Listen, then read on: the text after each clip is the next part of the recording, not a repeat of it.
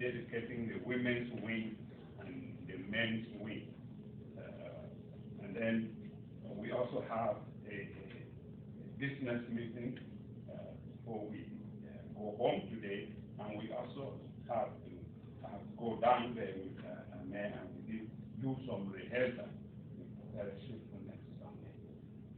So, how do you overcome your fear? There are 8 simple steps that are listed here by someone who has spent some time to study about fear. So I thought that if I look at what he has and then we try to follow it, that will help us in some ways. First, this is how he gives the definition of fear. The fear is a distressing emotion aroused by impending danger, evil, pain, and most of the things we have named. Fear is felt in many forms, and we may have a fear of flying. Some people who will not go to California because it's too far driving, so they don't just want to have anything to do with the air. And I've seen so many people say, well, I'd rather contribute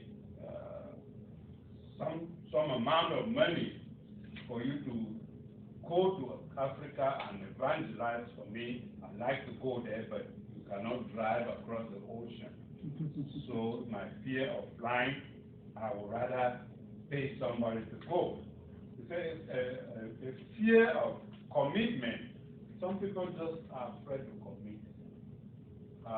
If you notice, we have so many people who come to church here and then they go for a long time, they come back. And I've asked some of them, I said, but I thought you committed to being a member in Agape. They said, no. We are visiting other churches. And we have invitation this way, we have invitation this way. People are afraid to commit. Some people are just afraid of the unknown. And that was one of mine. The one I expressed is the fear of unknown.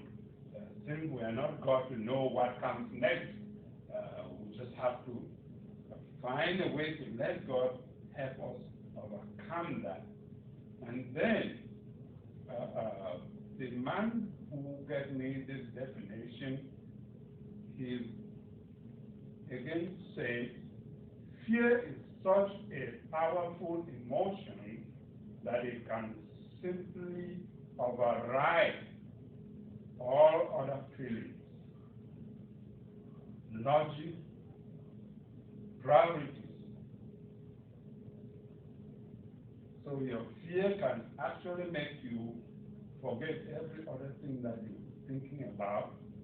It can make you forget even the logistics of doing things. And sometimes the things that you have listed to do first, you just forget about it because you are afraid. Many people are afraid of failure, so they don't just want to have anything to do with that.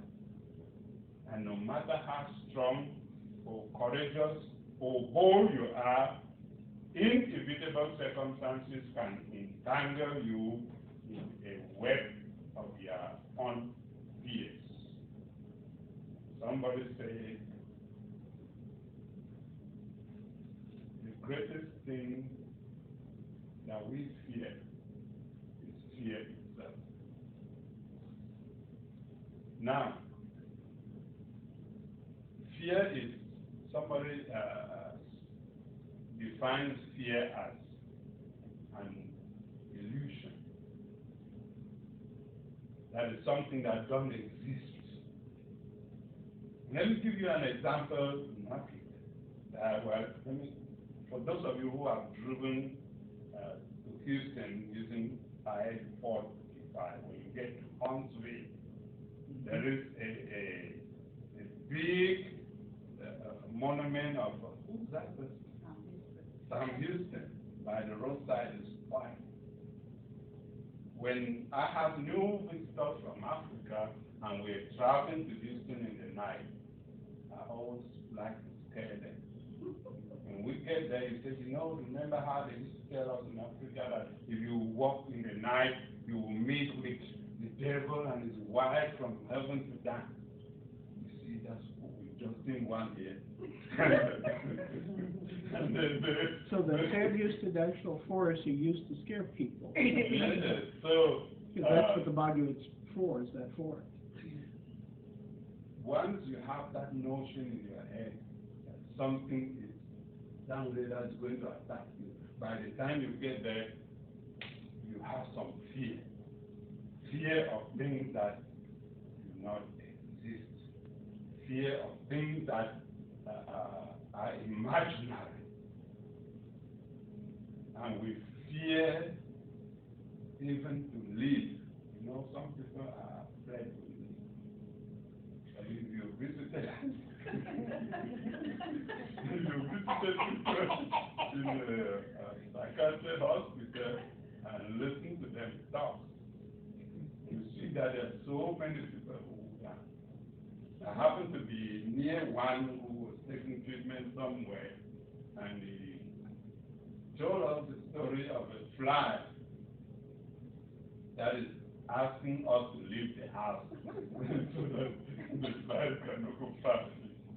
And then we just said, well, you put some stain on our wall. He said, no, I didn't. It's the fly that did that. But if you look at the stain, it's big enough that even if you kill a bunch of flies, they wouldn't do that. But people are afraid of living, and then they can tell you all kinds of stories to defend their reason of being afraid. And some people who commit suicide, sometimes they are afraid of so many things. Some, they're just afraid of shame. Some are afraid of guilt. Some are afraid of the consequences of what they have done. And some of them are just confused. And sometimes it might be stupid to say that anyone who decides to commit suicide is a coward. But most of the time that is true. Learn to stand and face your own fears. The Bible tells us that God can do that for us, not us struggling by ourselves. We also see that fear produces stagnant. I would say our church has been stagnant in membership for so long.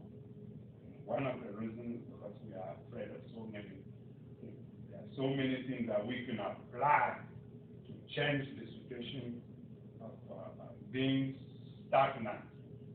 And in life, many people get stuck in things just because they are afraid of trying new things. They are afraid of change.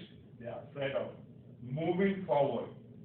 And some people are just tied down to the tradition that they cannot face their fears. But we worry about worst things that may happen to us. And worry that fear will come into you. There is a song that we sing all the time. And this song, I like it because that song means that to me.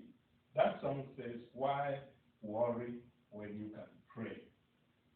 Why worry when you can pray? Trust in Jesus and he will lead the way. Don't be a doubting Thomas. Lean only on his promise. Why worry, worry, worry when you can pray? Prayer changes things. Prayer will help you overcome your fears. Now, let me give you these 8 steps. Somebody took time to arrange them in something we call acrostic. Acrostic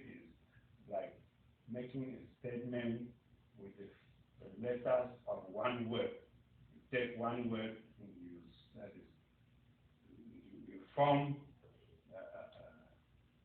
meaningful statements about it. And so here is what somebody made a research and came out with that I want us to benefit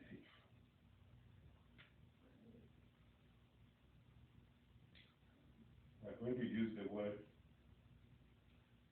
fearless.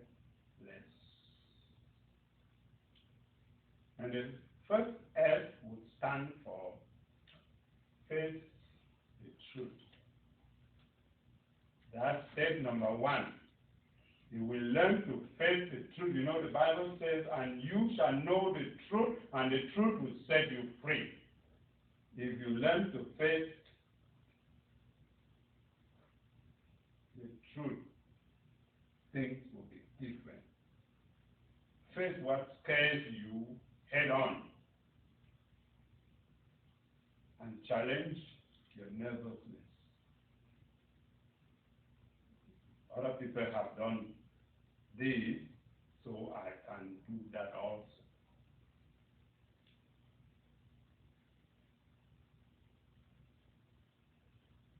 The second letter is E. Erase negative imprints. The things that you have developed in your mind, the things that you've heard and collected and kept in your mind that are negative, erase them. That's one